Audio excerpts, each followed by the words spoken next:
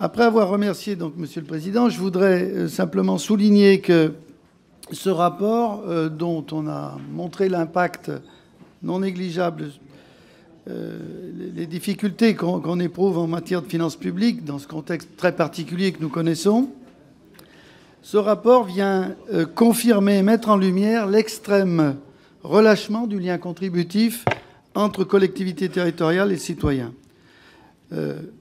Un relâchement qui résulte du bouleversement de règles applicables à notre fiscalité locale, une fiscalité ancienne qui a été très souvent critiquée.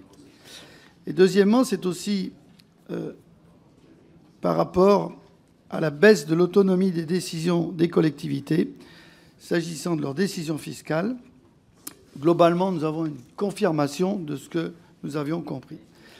Alors, par rapport à cette moindre territorialisation des recettes locales, chacun pourra ici apprécier la situation créée.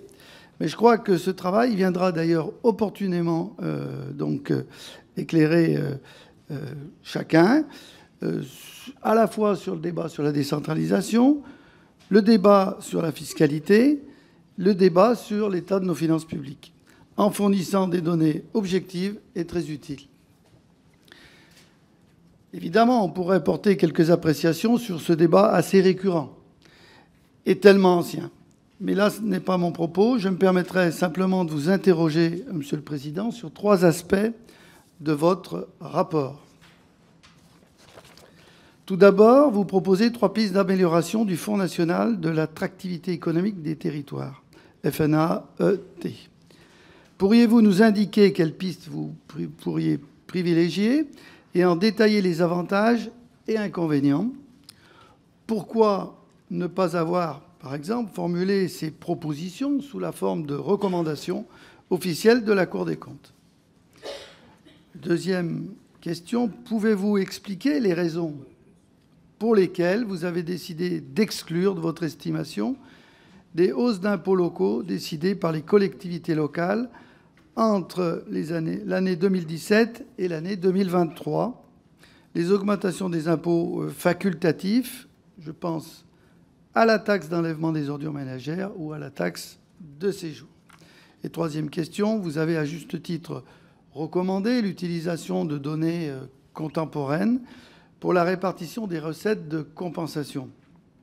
Comment préconiseriez-vous de concilier cet objectif finalement technique de modernisation des bases de répartition et les enjeux politiques que l'on perçoit bien, enjeux liés aux inévitables transferts qu'elle impliquerait entre collectivités, entre ménages et entre entreprises? Je vous remercie.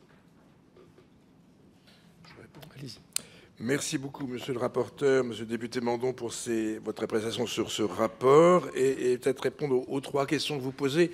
Le premier, c'est le FNAET, le Fonds national pour l'attractivité économique des territoires. Il répond à un objectif qui était de compenser le risque la perte de lien entre l'activité économique et les recettes fiscales. Et donc, l'idée, c'est de favoriser pour les intercommunautés la mise en place de projets de développement économique pour qu'ils en aient un retour financier. Le dispositif est récent. Il date de 2023 et nous soulignons des risques, mais nous ne sommes pas en mesure de les évaluer dans le détail. C'est pour ça que nous ne faisons pas en tant que tel des recommandations aussi claires et aussi précises que nous faisons sur les autres aspects. Au fond, ce que nous disons, c'est qu'il y a un risque, effectivement, qui ne soit pas suffisant et suffisamment attractif. Donc, il y a trois domaines de propositions qu'on évoque, qui d'ailleurs ne sont pas exclusives l'une de l'autre. La première, c'est de dire 147 millions d'euros, c'est peut-être insuffisant. Il y a quoi? Il y a 2000 intercommunalités, 1500 intercommunalités. 147 millions d'euros, c'est pas beaucoup pour avoir un effet effectivement incitatif. Est-ce qu'il ne faudrait pas augmenter un peu ce montant? Mais si on le fait, ça a comme conséquence qu'on réduit la part fixe de la compensation et la suppression de la CVAE. Donc effectivement, pour les communes qui en bénéficiaient, ça vient pas en plus, ça vient en moins. Donc c'est la première difficulté, mais ça peut être une solution d'augmenter un peu le taux. Le second point, c'est de dire si on va avoir une politique industrielle digne de ce nom, il faut essayer d'avoir plus d'incitation auprès des entreprises industrielles et du coup faire un peu comme on avait fait pour la CVAE, c'est-à-dire doubler, surpondérer les effectifs dans les entreprises industrielles dans la répartition de ce fonds, ce qui pourrait être tout à fait faisable.